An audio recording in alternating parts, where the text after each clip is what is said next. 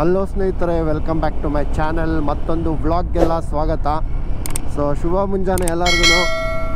ಇವತ್ತೆಲ್ಲಿ ಹೋಗ್ತಾ ಇದ್ದೀವಿ ಅಂದರೆ ಕೇರಳಕ್ಕೆ ಹೋಗ್ತಾ ಇದ್ದೀವಿ. ಬೇಸಿಕಲಿ ನಾನು ಇನ್ಸ್ಟಾಗ್ರಾಮಲ್ಲಿ ಪೋಸ್ಟ್ ಹಾಕಿದ್ದೆ. ಕೆಲವರು ನೆಕ್ಸ್ಟ್ ವೀಕ್ ಹೋಗೋಣ ಅಂದರು, ಇನ್ನು ಕೆಲವರು ಈ ವೀಕೆಂಡ್ ರಜೆ ಇಲ್ಲ ಅಂದರು. ಸೊ ಅನ್ಫಾರ್ಚುನೇಟ್ಲಿ ಅಂದರೆ ಫಾರ್ಚುನೇಟ್ಲಿನೂ ಅನ್ಫಾರ್ಚುನೇಟ್ಲು ಖುಷಿಯ ವಿಚಾರ, ನನಗೆ ಫ್ರೈಡೇ ಹೋಳಿಗೆ ರಜೆ ಇತ್ತು. Most of them do not have holiday on that day. So ಅದರಿಂದ ಜಾಯ್ನ್ ಆಗಿಲ್ಲ ಯಾರೂ. ಸದ್ಯಕ್ಕೆ ಮೈಸೂರು ರೋಡಲ್ಲಿ ಇದ್ದೀವಿ. ಹಾಗೆ ಕೆಲವೊಂದು ಕ್ವಶನ್ಸ್ ಇದೆ ಕಮೆಂಟ್ ಸೆಕ್ಷನಲ್ಲಿ, ಗೇರ್ ಬಾಕ್ಸ್ ಟೈಟ್ ಆಗ್ತಿದೆ ಅಂತ. ಆಮೇಲೆ ಇನ್ನು ಫ್ಯೂಲ್ ಎಕ್ಸ್ ಬಗ್ಗೆ. ಅದಾದಮೇಲೆ ನಮ್ಮ ಕ್ರಾಸ್ ಬಾಕ್ಸ್ ಆದಮೇಲೆ ಫೀಡ್ಬ್ಯಾಕ್ ನೀವು ಕೊಟ್ಟಿಲ್ಲ, ಹೆಂಗಿದೆ ಅನ್ನೋದು. ಫೀಡ್ಬ್ಯಾಕ್ ಆಲ್ರೆಡಿ ಕೊಟ್ಟಿದ್ದೀನಿ ಸ್ನೇಹಿತರೆ, ಅಂದರೆ ಚೆಕ್ ಮಾಡಿದ್ದೀನಿ ಲೋಕಲಲ್ಲಿ ಹೊಡೆದು ಎಲ್ಲರೂ ಅಲೈನ್ಮೆಂಟ್ ಇಶ್ಯೂ ಇದೆಯಾ ಅಂತ.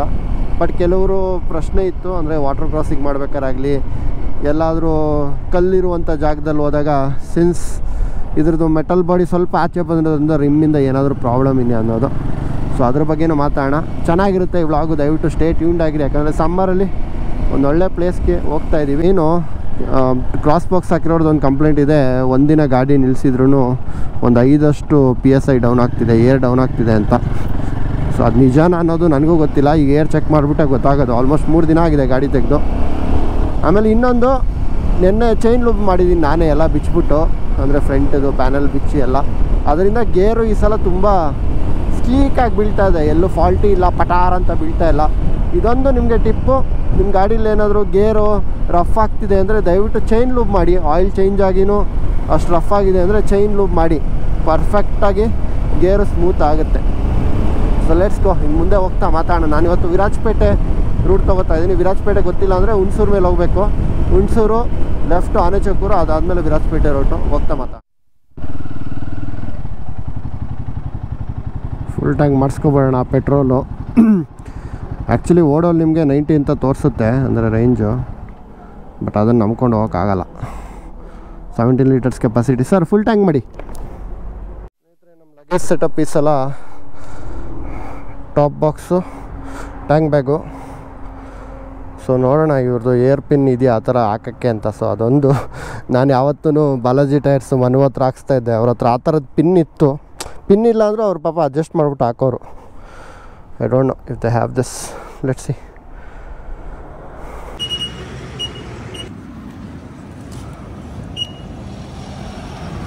ಇದು ಕ್ರಾಸ್ ಇರೋದು ಬರುತ್ತಲ್ಲ, ಅದರಲ್ಲೂ ಈಸಿ. ಹಾಂ, ಇದೊಂಚೂರು ಕಷ್ಟ.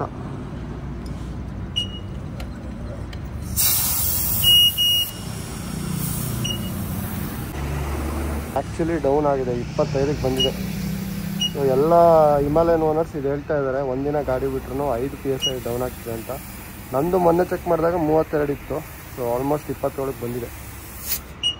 ಸೊ ಕ್ರಾಸ್ ಬಾಕ್ಸಲ್ಲಿ ಅದೊಂದು ಡಿಸ್ಅಡ್ವಾಂಟೇಜ್ ಇದೆ ಅಂತ ಆಯಿತು ಸ್ನೇಹಿತರೆ. ಕ್ರಾಸ್ ಬಾಕ್ಸ್ದು ಡಿಸ್ಅಡ್ವಾಂಟೇಜ್ ನೋಡಿದ್ರಲ್ಲ, ಒಂದು ಏರು ತನ್ನಷ್ಟಕ್ಕೆ ಡೌನ್ ಆಗುತ್ತೆ ನೀವೇನಾದ್ರು ಒಂದಿನ ಬಿಟ್ರು. ಬೇರೆ ಗಾಡಿಗಳು ಜನರಲಿ ಒಂದು 5-6 ದಿನ ಬಿಟ್ಟರೆ ಹಂಗೆ ಆಗುತ್ತೆ, ನಾರ್ಮಲ್ ಸ್ಪೋಕ್ಸ್ ಆದರೆ ಅಥವಾ ಅಲೈ ವೀಲ್ಸ್ ಆದರೆ. ಬಟ್ ಇದು ಅದಕ್ಕಿಂತ ಬೇಗ. ನಾನು ಎಕ್ಸಾಕ್ಟಾಗಿ ಚೆಕ್ ಮಾಡಿದ್ದೀನಿ, ಮೊನ್ನೆ 32 ಇಟ್ಟಿದ್ದೆ. ಈಗ ನೋಡಿದ್ರೆ ಎರಡರಲ್ಲೂ ಒಂದು 27, ಇನ್ನೊಂದು 19 ಬ್ಯಾಕ್ ಟೈರು. ಆಮೇಲೆ ಇದು ಫ್ರಂಟಲ್ಲಿ 21 ಇಂಚ್ ಅಂದರೆ ವೀಲ್ ಬರೋದ್ರಿಂದ ನೀವು ಫ್ರಂಟು ಬ್ಯಾಕು ಎರಡೂ 32 ಕಂಪ್ನಿ ರೆಕಮೆಂಡ್ ಮಾಡೋದು. ನಾನೊಂದು 34 ಇಟ್ಟಿದ್ದೀನಿ, ವಿಚ್ ಕ್ಯಾನ್ ಹೋಲ್ಡ್. ಓಕೆ, ಈಗ ಪವರು ಒಂಥರ I can feel it.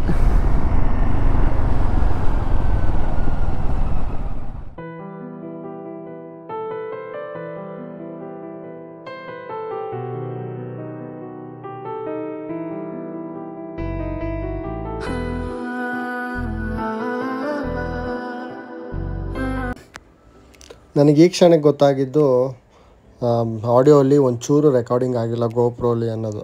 So ತುಂಬಾ ಬೇಜಾರಾಯಿತು. ಬಟ್ ನಾನು ಈ ವೀಡಿಯೋಸ್ನ ನನ್ನ ಹತ್ರ ಇಟ್ಕೊಳಕ್ಕಾಗಲ್ಲ, ನಿಮ್ಗೆ ಶೇರ್ ಮಾಡಲೇಬೇಕು. ಅದರಿಂದ ಇಲ್ಲಿಂದ ಏನಿದ್ರು ನಂದು ವಾಯ್ಸ್ ರೆಕಾರ್ಡಿಂಗ್ ಅಥವಾ ವಾಯ್ಸ್ ಓವರ್ ಕೊಟ್ಟು ಮಾತಾಡ್ತೀನಿ ಸ್ನೇಹಿತರೆ. ಅಲ್ಟಿಮೇಟ್ಲಿ ಒಂದು 40 ನಿಮಿಷದ ವೀಡಿಯೋ ಮಾಡಿದ್ದೆ. ಆಲ್ಮೋಸ್ಟು ಒಂದೇ ದಿನದಲ್ಲಿ 650 ಕಿಲೋಮೀಟ್ರ್ ಹೊಡೆದಿದ್ದೀನಿ. ಆದರೆ ಕಂಪ್ಲೀಟಾಗಿ ನಾನು ವೀಡಿಯೋನ ಯಾವುದನ್ನು ಪೋಸ್ಟ್ ಮಾಡಲ್ಲ, ಬಿಕಾಸ್ ಆಡಿಯೋ ಇಲ್ಲದೆ ನಿಮಗೆ ವಿಡಿಯೋ ತೋರಿಸೋದು ಅಷ್ಟು ನನಗೆ ಸೂಕ್ತ ಅನ್ನಿಸ್ತಿಲ್ಲ. ಯಾಕಂದ್ರೆ ತುಂಬ ಟಾಪಿಕ್ಗಳ ಬಗ್ಗೆ ಮಾತಾಡಿದ್ವಿ, ತುಂಬ ಬೇಜಾರಾಗ್ತಿದೆ. ಬಟ್ ಸ್ಟಿಲ್ ಈ ಊಟಿ ರೈಡ್ದು ಒಂದು ಗ್ಲಿಂಪ್ಸ್ ನಿಮಗೆ ತೋರಿಸ್ಬಿಡ್ತೀನಿ. ಸೊ ಸದ್ಯಕ್ಕೆ ರಾಮನಗರ ಹತ್ರ ನಾವು ಅರ್ಲಿ ಮಾರ್ನಿಂಗು ರಾಮನಗರ, ಮದ್ದೂರು, ಮಳವಳ್ಳಿ ಯಾವುದೇ ಬೆಲ್ಟಲ್ಲಿ ನೀವು ಹೋದ್ರೂ ಈ ಗ್ರೀನ್ರಿ ಸಿಗೋದು ಒಂಥರ ಖುಷಿ ವಿಚಾರನೇ. ಭತ್ತ ಎಲ್ಲ ಈಗ ಬಿತ್ತನೆ ಮಾಡ್ತಾಯಿದ್ದಾರೆ. ಸೊ ನೋಡಿಕೊಂಡು ಪರ್ಫಾರ್ಮೆನ್ಸ್ ಆಕ್ಸರೀಸ್ ಹಾಕ್ಸ್ಕೋಬೇಕಾ ಅಥವಾ ನಾವು ಟೂರಿಂಗ್ ಆಕ್ಸರೀಸ್ ಹಾಕ್ಸ್ಕೋಬೇಕಂತ ಪ್ರಶ್ನೆ ಕೇಳಿದರು ಕೆಲವೊಬ್ಬರು.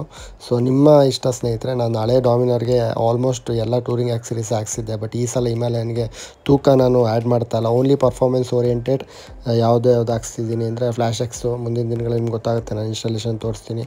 ಆಮೇಲೆ BMC ಏರ್ ಫಿಲ್ಟರು, ಆ ಥರ ಬರೀ ಪರ್ಫಾರ್ಮೆನ್ಸ್ ಓರಿಯೆಂಟೆಡು. ಹೊಸ ಗಾಡಿಗೆ ನೀವು ಈ ಥರ ಮಾಡಿಸೋಕ್ಕಿಂತ ಪರ್ಫಾರ್ಮೆನ್ಸ್ ಓರಿಯೆಂಟೆಡ್ ಆಕ್ಸರೀಸ್ ಹಾಕ್ಸೋದು ಒಳ್ಳೆಯದು. ನಾವು ಹಾಗೆ ಕಂಟಿನ್ಯೂ ಮಾಡ್ತಾ ಮುಂದೆ ಮಾತಾಡೋಣ ಏನೇನು ಅಡ್ವಾಂಟೇಜಸ್ ಇದೆ ಅಂತ. ವೆದರ್ ಒಂದು ಸಾಥ್ ಕೊಟ್ಬಿಟ್ರೆ ರೈಡರ್ಸ್ಗೆ ಸಮಸ್ಯೆನೇ ಇಲ್ಲ. ಸೊ ಸದ್ಯಕ್ಕೆ ನಾವು ಆಲ್ಮೋಸ್ಟ್ ಮೈಸೂರು ಹತ್ರ ಇದ್ದೀವಿ. ಇಲ್ಲಿಂದ SD ಕೋಟೆ, ಆಮೇಲೆ ಮಸಣಗುಡಿ. Actually rain ಲೈನರೆಲ್ಲ ತಂದಿದ್ರೆ ಕೇರಳಗೆ ಹೊಡಿಬೋದಾಗಿತ್ತು. ನಾನು ಎಕ್ಸ್ಪೆಕ್ಟೇ ಮಾಡಿರಲಿಲ್ಲ ಗುರು. ಮಂಡ್ಯದಲ್ಲಿ ಮಳೆ, ಆಮೇಲೆ ಕೇರಳದಲ್ಲಿ ಯಾರೋ ಈಗ ರೈಡರ್ಸ್ ಮಾತಾಡ್ಸ್ಬೇಕಾದ್ರೆ ಹೇಳ್ತಾಯಿದ್ರು ಅನ್ಎಕ್ಸ್ಪೆಕ್ಟೆಡ್ ಮಳೆ ಆಗ್ತಿದೆ ಅಂತ. ಐ ಡೋಂಟ್ ವಾಂಟ್ ಅಂದರೆ ರಿಸ್ಕ್ ತೊಗೊಳೋದು ಬೇಡ ಅಂತ. ರಿಸ್ಕ್ ಅನ್ನೋದಕ್ಕಿಂತ ಯಾರು ಇಲ್ವಲ್ಲ, ಒಬ್ಬನೇ ಹೋಗಿ ಅಲ್ಲಿ ಡ್ರೈವ್ ಬೀಚಲ್ಲಿ ಏನೋ ಅಂತದ್ದು ಎಂಜಾಯ್ ಮಾಡೋದಿಲ್ಲ. ಸೊ ಅದರಿಂದ ಐ ಥಾಟ್ ಮಸಣಗಿರಿ ಎತ್ಕೊಳ್ಳೋಣ.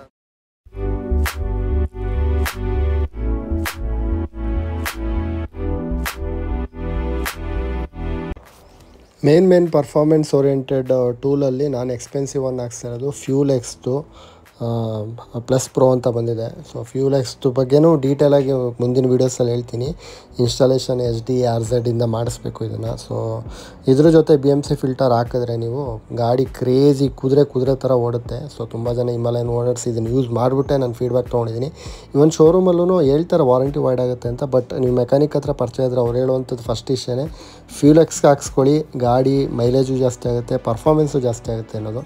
ಸೊ ಅದಕ್ಕೆ ನಾನು ಗಾಡಿ ತೊಗೋಬೇಕಾದ್ರೂ ಅಷ್ಟೇ, ಹೊಸ ಗಾಡಿ ಹೀಗೆ ಅಂತ ಅಂದಮೇಲೆ ಒಂದು ಎಕ್ಸ್ಟ್ರಾ ನಾವು ದುಡ್ಡು ಇಟ್ಕೊಳ್ಳಬೇಕಾಗುತ್ತೆ. ಈ ಸಲ ನಾನು ಆಕ್ಸರೀಸು ಪರ್ಫಾರ್ಮೆನ್ಸ್ ಓರಿಯೆಂಟೆಡ್ ಬಿಟ್ಟರೆ ಯಾವುದೂ ಟೂರಿಂಗ್ ಆಕ್ಸರೀಸ್ ಆಗಿ ಖರ್ಚು ಮಾಡ್ತಾಯಿಲ್ಲ. ಡಾಮಿನರಲ್ಲಿ ಏನಿದೆ ಅದನ್ನೇ ಕ್ಯಾರಿ ಮಾಡ್ತಾಯಿದ್ದೀನಿ. So fuel X plus pro, so ಇದೊಂದು ಹಾಕ್ಸ್ಕೊತೀನಿ ಮುಂದಿನ ದಿನಗಳಲ್ಲಿ. ಸೊ ಸದ್ಯಕ್ಕೆ ನಾವು ಶ್ರೀರಂಗಪಟ್ಟಣ ಕರಿಘಟ್ಟ ಹತ್ರ ಇದ್ದೀವಿ. ಒಂಚೂರು ಚಚ್ಬಿಟ್ಟು ಗಾಡಿನ ಸೀದಾ ಎಲ್ಲಾದರೂ ತಿಂಡಿಗೆ ನಿಲ್ಲಿಸೋಣ.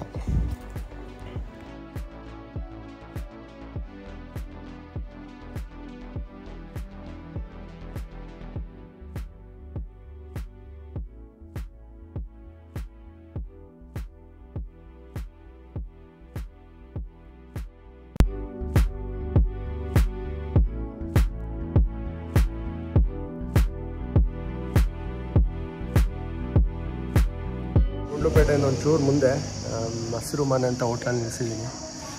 ಬೇಸಿಕಲಿ ಬಿಸಿಲಿಲ್ಲ ಅಂದ್ಕೊಂಡೆ, ಬಟ್ ಹೆವಿ ಬಿಸಿಲಿದೆ. ನಾವು ಕೇರಳ ಪ್ಲ್ಯಾನ್ ಕ್ಯಾನ್ಸಲ್ ಮಾಡಿದ್ದು ಒಳ್ಳೆಯದಾಯಿತು. ಟೇಕ್ ಮಸಣಗುಡಿ. ಆದರೆ ಇವತ್ತು ಊಟಿಲಿ ಸ್ಟೇ ಆಗೋದೇನೋ ಪ್ಲ್ಯಾನು. ನೋಡೋಣ ಅಲ್ಲಿ ಹೋಗಿ ಹೆಂಗಿದೆ ವೆದರ್ ಅಂತ. ಸದ್ಯಕ್ಕೆ ನಾವು ಒಂದು ಮಸಾಲೆ ದೋಸೆ ತಿನ್ಕೊಂಡು ಮಾಡೋಣ. ಮಾತ್ರ ಈ ರೋಡಲ್ಲಿ ನಾನು ನೋಡಿದ್ದು ಚೆನ್ನಾಗಿದೆ. ಅಂದರೆ ನಿಮಗೆ ಗಾಡಿನೂ ಈಗ ಲಗೇಜ್ ಇದ್ದರೂ ಆರಾಮಾಗಿ ಇಲ್ಲಿ ಗಾಡಿ ಹಾಕ್ಬಿಟ್ಟು ಇಲ್ಲಿ ತಿಂಡಿ ತಿನ್ಬೋದು. ಈ ಥರ ಹೋಟೆಲ್ಸು ಹುಡ್ಕೋದು ಕಷ್ಟ. ಬೇಸಿಕಲಿ ಲಗೇಜ್ ಇದ್ದಾಗ ಬಿಟ್ಟು ಬರೋಕ್ಕಾಗಲ್ಲ. ನಮ್ಮ ಹಾಸನ್ ರೂಟಲ್ಲ ಸುಮಾರಿದೆ. ಚೆನ್ನಾಗಿದೆ, ಹೊಸ ಹೋಟ್ಲಂತೆ, atmosphere. You can try. Vegetarian. ಹೊಟ್ಟೆ ತುಂದ್ಮೇಲೆ ಗಾಡಿ ಓಡ್ಸೋಕ್ಕೇನು ತೊಂದರೆ ಇಲ್ಲ. ಸೊ ಹಾಗೆ ನಮ್ಮ ರೈಡ್ನ ಕಂಟಿನ್ಯೂ ಮಾಡ್ತಾ ಬಂಡೀಪುರ ಕಡೆಗೆ ಬಂದ್ವಿ. ಸೊ ಕಂಪ್ಲೀಟ್ ಡ್ರೈ ಇದ್ರೂ ಸಮೇತ ಒಂದು ಊಟಿ ಬೆಲ್ಟಲ್ಲಿರುವಂಥ ಫೀಲಿಂಗು, ಲೈಟಾಗಿ ಬ್ರೀಸ್ ಬೀಸ್ತಾ ಇತ್ತು. ಹಾಗೆ ನಾನು ಆ ಕಡೆ ಸುತ್ತಮುತ್ತ ಎಲ್ಲಾದರೂ ಎನಿಮಲ್ ಸೈಟಿಂಗ್ ಆಗುತ್ತಾ ಅಂತ ನೋಡ್ಕೊಂಡು ಮುಂದೆ ಹಾಗೆ ನಾನು ರೈಡನ್ನು ಕಂಟಿನ್ಯೂ ಮಾಡ್ತಾಯಿದ್ದೀನಿ. ಜಿಂಕೆಗಳಂತೂ ಸಾಕು ಅನ್ನೋಷ್ಟು ನಿಮಗೆ ಗಾಡಿ ಮಧ್ಯೆ ಕಾಣಿಸ್ತಾ ಇತ್ತು. ಸೊ ಅದೊಂದು ಖುಷಿ. ಎಲ್ಲೂ ಎನಿಮಲ್ ಸೈಟಿಂಗ್ ಅಂದರೆ ಜಿಂಕೆ ಬಿಟ್ಟರೆ ನನಗೆ ಏನು ಬೇರೆ ಪ್ರಾಣಿ ಸದ್ಯಕ್ಕಂತೂ ಕಾಣಿಸ್ಲಿಲ್ಲ. ಏನಕ್ಕೆ ಅಂದರೆ ಆಬ್ವಿಯಸ್ಲಿ ಡ್ರೈ ಸೀಸನು, ನನಗೆ ಆಲ್ಮೋಸ್ಟ್ 8:30 ಆಗಿದೆ ಟೈಮು. ಮಕ್ಕಳ ಜೊತೆ ಬಂದರೆ ಜಿಂಕೆನೊಂದು ತೋರಿಸ್ಕೊಂಡು ಹೋಗ್ಬೋದು. ಸೊ ಹಾಗೆ ನಾನು ಡ್ರೈವ್ನ ಮಸಣಗುಡಿ ಕಡೆಗೆ ಕಂಟಿನ್ಯೂ ಮಾಡಿದೆ.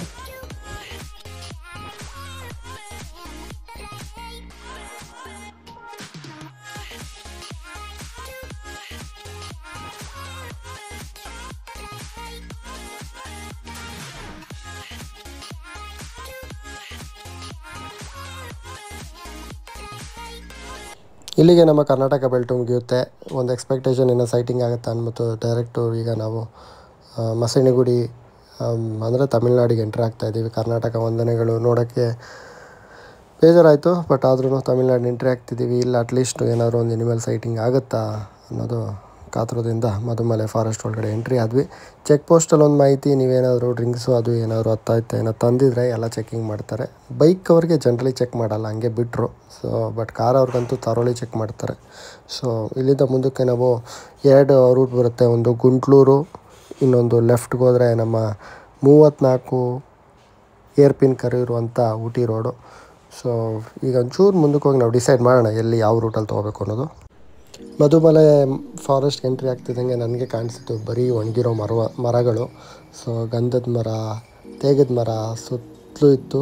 ಆಬ್ವಿಯಸ್ಲಿ ಇಲ್ಲೂ ಅಷ್ಟೇ ಒಣಗಿರೋ ಎಲೆಗಳ ಮಧ್ಯೆ ಸಾವಿರಾರು ಜಿಂಕೆಗಳು ಆದಿ ಬೀದಿಲೂ ಕಾಣಿಸ್ಕೊತಾ ಇತ್ತು. ಸೊ ಹಾಗೆ ನಾನು ರೈಡ್ನ ಕಂಟಿನ್ಯೂ ಮಾಡ್ತಾ ಇಲ್ಲಿಂದ ಯಾವ ರೂಟ್ ತೊಗೋಬೇಕು ಅಂತ ತಲೆಯಲ್ಲೇ ಯೋಚನೆ ಮಾಡ್ಕೊಂಡು ಮುಂದಕ್ಕೆ ಹೋಗ್ತಾಯಿದ್ದೆ. ಸ್ವಲ್ಪ ಹೊತ್ತಾದ್ಮೇಲೆ ಡಿಸೈಡ್ ಆದ ಏನಂದರೆ ರೈಟಿಗೆ ತೊಗೊಂಡ್ರೆ ಗುಂಡ್ಲೂರು ಮೇಲೆ ಹೋಗ್ತೀರಿ, ಅಂದರೆ ಬಸ್ಸು ಲಾರಿ ಆ ರೂಟು. ಸೊ ಅದು ಕಿಲೋಮೀಟ್ರ್ ಸ್ವಲ್ಪ ಜಾಸ್ತಿ ಆಗುತ್ತೆ. ಈಗ ಲೆಫ್ಟಿಗೆ ಹೋದರೆ ನಾವು 34 ಏರ್ ಪಿನ್ ಕರ್ವ್ ಇರುವಂಥ, ಅಂದರೆ ಬೈಕರ್ಸ್ಗೆ ಒಳ್ಳೆ ರೋಡ್ ಅದು. ಸೊ ಅದ್ರ ಮೇಲೆ ಹೋಗ್ತೀನಿ.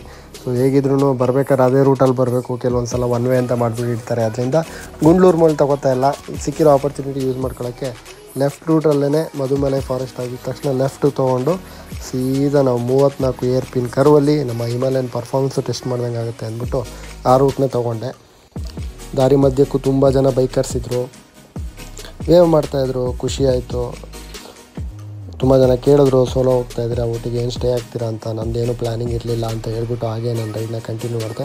ಸದ್ಯಕ್ಕೆ ನೀರೇನು ಜಾಸ್ತಿ ಇಲ್ಲ ಮಧುಮಲೆ ಫಾರೆಸ್ಟಲ್ಲಿ, ಸ್ವಲ್ಪ ಡ್ರೈ ಆಗಿದೆ. ಬಟ್ ಆಬ್ವಿಯಸ್ಲಿ ನೀವು ಬಂದರೆ ಇಲ್ಲಿ ಸ್ವಲ್ಪ ಹೊತ್ತು ಕೂತು ಬೇಕಾದ್ರೆ ಇಲ್ಲಿಂದ ವಾಪಸ್ ಹೋಗ್ತೀರಾ ಅಂದ್ರೆ ಎಷ್ಟೋ ಜನ ಬೈಕರ್ಸ್ ನಾನು ಕಂಡಿದ್ದು ಇಲ್ಲಿ ನಿಲ್ಲಿಸ್ಬಿಟ್ಟು ವಾಪಸ್ಸು ಬೆಂಗಳೂರು ಕಡೆಗೆ ಮುಖ ಮಾಡ್ತಾಯಿದ್ರು. So that is also one day ಇದು. ಬಟ್ ನಾನು ಇಲ್ಲಿಂದ ಬರೀ ಇರೋದೇ 100 ಕಿಲೋಮೀಟ್ರು, ಅದರಲ್ಲಿ 24 ಕಿಲೋಮೀಟ್ರ್ ನೀವು ಬೆಟ್ಟ ಹತ್ತಿದ ತಕ್ಷಣ ಊಟಿ ಸ್ಟಾರ್ಟ್ ಆಗುತ್ತೆ.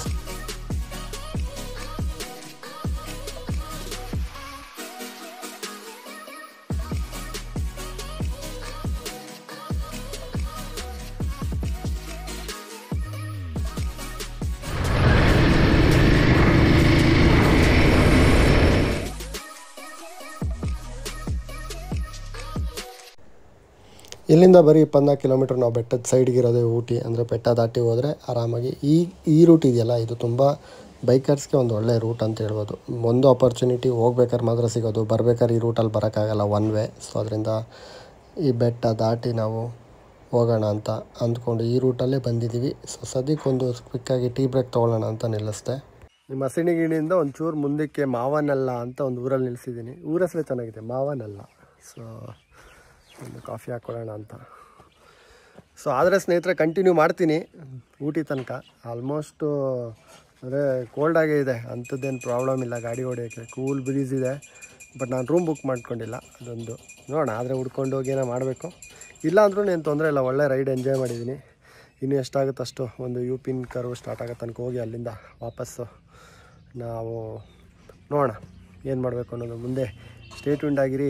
ಸೊ ವೀಡಿಯೋಲಿ ಗೊತ್ತಾಗುತ್ತೆ ಎಲ್ಲಿ ಹೋಗ್ತೀನಿ ಏನು ಕತೆ ಅಂತ. ಅನ್ಪ್ಲ್ಯಾನ್ಡ್ ರೈಡ್ ಇದು ಅಷ್ಟೇ. ಸೋಫಾರ್ ಬೈಕ್ ಅಂತೂ ಸೂಪರಾಗಿ ಪರ್ಫಾರ್ಮ್ ಮಾಡಿದೆ. ಎಲ್ಲೂ ನಾಕ್ ಆಗೋದಾಗಲಿ, ಅಪ್ಪೀಲಲ್ಲಿ ಸ್ಟ್ರಗಲ್ ಮಾಡೋದಾಗಲಿ ಏನೂ ಮಾಡಲಿಲ್ಲ. ತುಂಬ ಖುಷಿಯ ವಿಚಾರ. ಸೊ ಮುಂದಿನ ಲಾಗ್ಗೆ ಸ್ಟೇ ಟ್ಯೂನ್ಡ್ ಆಗಿರಿ ಸ್ನೇಹಿತರೆ. ಏನಕ್ಕೆ ಅಂದರೆ ಊಟಿಲಿ ನಾವು ನೋಡುವಂಥ ಜಾಗಗಳೇ ಬೇರೆ, ಆದರೆ ಬೈಕಲ್ಲಿ ಬಂದಾಗ ಕೆಲವೊಂದು ಸ್ಪಾಟ್ಗಳಿದೆ, ಆ ಜಾಗಗಳನ್ನ ಮರಿದೇ ನೀವು ಹೋಗಬೇಕು. ಆ ಜಾಗಗಳನ್ನ ತೋರಿಸ್ತೀನಿ ಅಂತ ಹೇಳ್ತಾ ಮತ್ತೆ ಮುಂದಿನ ವ್ಲಾಗ್ಸಲ್ಲಿ ಸಿಗೋಣ. ಯಾರ್ಯಾರು ನೀವು ಚಾನಲ್ನ ಸಬ್ಸ್ಕ್ರೈಬ್ ಆಗಿಲ್ಲ ದಯವಿಟ್ಟು ಸಬ್ಸ್ಕ್ರೈಬ್ ಮಾಡಿ. Stay tune for another video. Take care, bye.